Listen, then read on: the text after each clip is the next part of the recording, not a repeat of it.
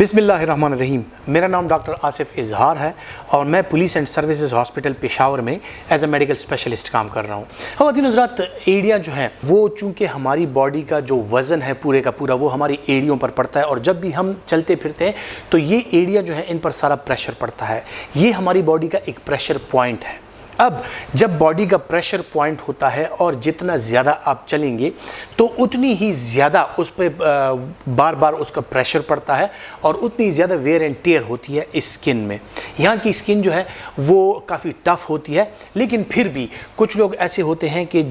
जिनकी स्किन का टेक्सचर जो होता है वो ड्राई होता है। जिन लोगों के स्किन टेक्सचर ड्राई होते हैं उन लोगों में एड़ियों के फटने का जो अमल है वो ज़्यादा हो जाता है। इसी तरह स्किन की मुख्तलिफ़ किस्म की डिजीज़ कुछ ऐसी हैं, कुछ बीमारियां ऐसी हैं कि जिनके साथ स्किन का ख़राब हो जाना या खुसूसन एड़ियों का फटना जो है वो ज़्यादा हो जाता है और उनमें एक्ज़ेमा ख़ास तौर पर पाया जाता है कि जिन लोगों में एक्ज़ेमा की शिकायत हो उनकी स्किन जो है वो थिक हो जाती है, वो खुरदरी हो जाती है, ख़ारिश ज़दा हो जाती है और इसी तरह उनकी एड़ियाँ जो है उसकी स्किन जो है वो ड्राई हो जाती है और इसी ड्राइनेस की वजह से स्किन की जो इलास्टिसिटी है वो ख़त्म हो जाती है और जब उन पर बार बार प्रेशर पड़ता है इन एड़ियों पर तो इसकी स्किन जो है वो डैमेज होकर फट जाती है और एड़ियाँ जो हैं उनमें बिल्कुल ज़ख़म की तरह के निशान बन जाते हैं। अब इसके लिए क्या किया जाए कि सबसे पहले जो एक बुनियादी चीज़ है वो ये है कि सफाई का ख्याल रखा जाए। ज़्यादा से ज़्यादा अपने पाँव जो है उनको धोया जाए और इसके साथ जो है तो आपके पाँव का जो मॉइस्चर है वो बरकरार रहता है स्किन का।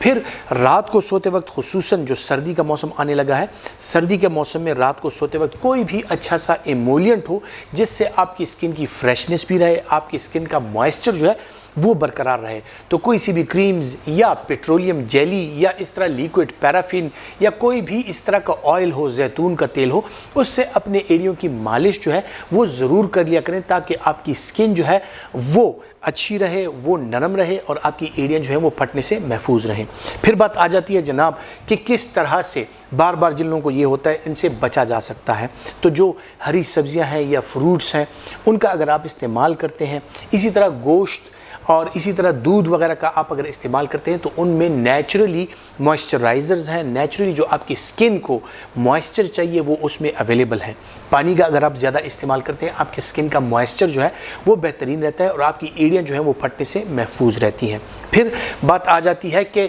जिस चप्पल का आप इस्तेमाल करते हैं या शूज़ जो आप इस्तेमाल करते हैं उनकी एड़ियाँ जो है वो मेडिकेटेड सोल्स हो, नरम हो, ताकि बार बार प्रेशर पड़ने के साथ आपकी एड़ी जो है वो नरम जगह पे हो। और फिर जब सर्दी के मौसम में खुसूसन लोग जुराबों का इस्तेमाल करते हैं तो आपकी जुराब जो है वो नरम हो, कॉटन की बनी हुई जुराब जो है वो बेहतरीन होती है और इस नरम जुराब के साथ आपकी स्किन की फ्रिक्शन जो है वो कम हो जाती है और आपकी स्किन डैमेज जो है वो कम हो जाती है। इसके अलावा कुछ लोग ऐसे होते हैं कि जिनका वज़न ज़्यादा होता है, तो जितना वज़न ज़्यादा होगा एड़ी पर उतना ही प्रेशर पड़ेगा। फिर उन अफराद के लिए जो शुगर का शिकार हैं उनके लिए एड़ी का फटना जो है वो एक वबाल साबित हो सकता है, क्योंकि उनके पाँव में जब एक दफ़ा ज़ख़म आ जाए तो फिर वो ज़ख़म भरता नहीं है, उसमें इन्फेक्शंस हो जाते हैं और इसी तरह उनके पाँव के ज़ख़म जो है वो लंबे अरसे तक रहते हैं। तो खुसूसन शुगर के जो शिकार लोग हैं वो अपने शुगर का ख्याल रखें कि उनका शुगर कंट्रोल हो और रात को सोते वक्त अपने पाँव का मुकम्मल तौर पर मुआयना करके उसको नीम गर्म पानी से धो के और उसको अच्छी तरह से खुश्क करके